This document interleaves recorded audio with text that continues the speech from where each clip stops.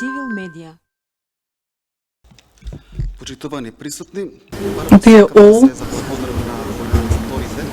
I would like to thank the organizers of this conference because it was greatly needed. United for Macedonia, since its establishment 10 years ago, through various announcements and statements, advocated for abandoning the model of 6 election districts and introducing the model of the Republic of Macedonia single district, with the representatives of the parliament elected by the people.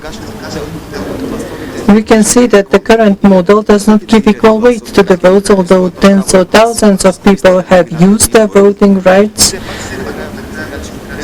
and that at the end of the election day these votes are lost.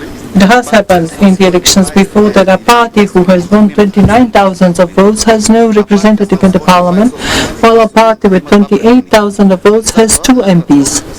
Therefore, in brief, I would like to introduce a simulation of votes received by political parties and coalitions when they participated in the last parliamentary elections, and what it would look like if Macedonia were a single voting district. In 2016, the Permanent Coalition would won. It is going too fast, I can't get those numbers. ДПА 3, ВМРО за Македонија 2, Левици, Коалиција за промени и правда по 1 пратеник.